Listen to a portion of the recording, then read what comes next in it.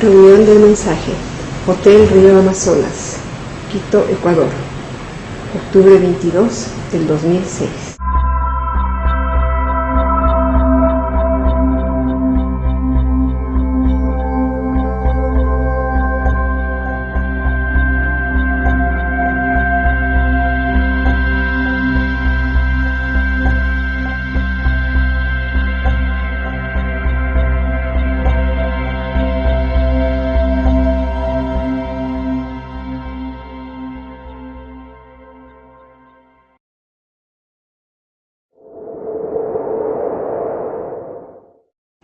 Organización. El mensaje no es una organización. El mensaje es difuso. El mensaje es más bien una atmósfera, un humo. Pasa debajo de las puertas. No se abren las puertas para que entre el mensaje. El mensaje es una postura mental. Es una posición frente a las cosas y a la vida. No es un código, no es un reglamento. No es algo que debe seguirse. La palabra debe no funciona en el mensaje. Es la opción espiritual que crea por eso mismo ya problema. ¿Qué es lo espiritual? ¿Dónde está lo espiritual?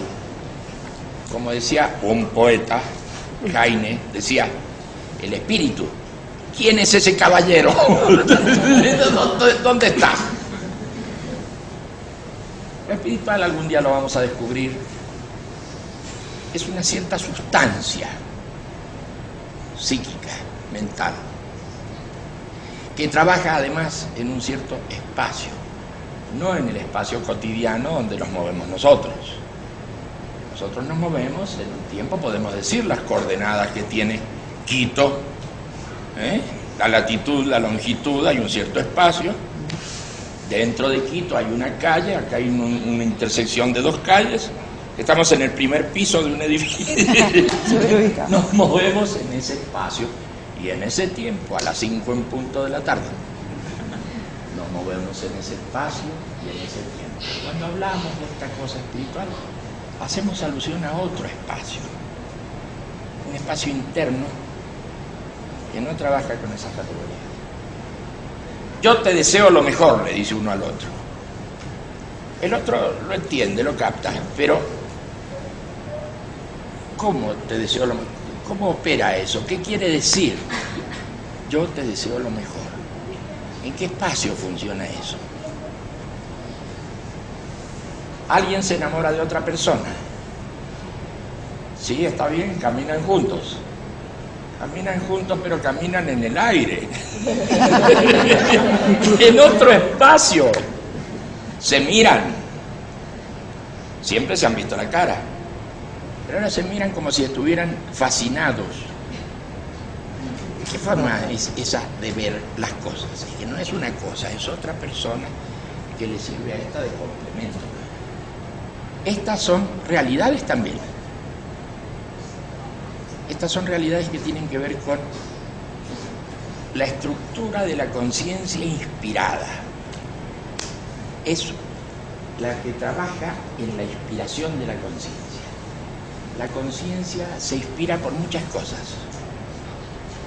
Se inspira por el amor. Se inspira a veces por determinadas tragedias. Cosas muy graves que pasan y que llevan a la gente a que reflexione profundamente y se salga de lo cotidiano y empiece a pensar en el sentido que tiene su vida, la dirección que lleva su vida, de dónde viene su vida, a dónde va su vida, qué significa esa tragedia que ha sufrido esa persona. Son espacios diferentes. No son espacios concretos. Son los espacios de la religiosidad. La religiosidad que está tan mal vista últimamente. Mejor dicho, que estaba tan mal vista porque las cosas están cambiando mucho en el mundo. hace 30 años, 40 años, uno escuchaba esa palabra, religiosidad, y se le paraban los pelos. Había una censura enorme. Hoy la cosa está cambiando. Pero por ese descuido que hemos tenido con esos términos y con esas cosas, hemos dejado libre el terreno a traducciones muy peligrosas de la religiosidad. No es tan misterioso esto que digo, pero observen, miren cómo aparecen manifestaciones crecientes de religiosidad, de signos muy destructivos, porque también la religiosidad puede traducirse en signos muy destructivos.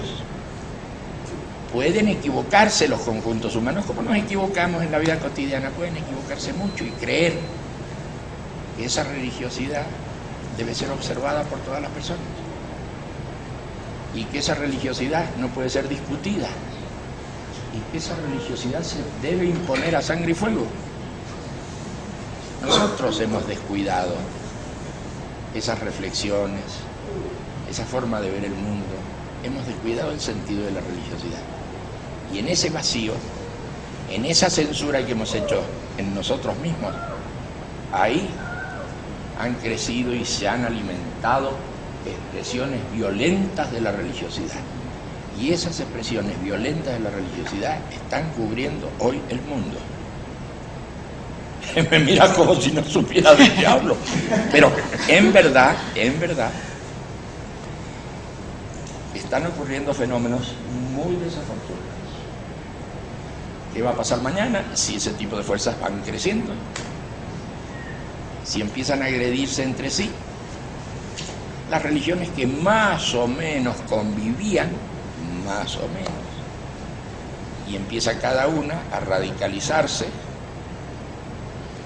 a ponerse en pie, a expandirse en territorios,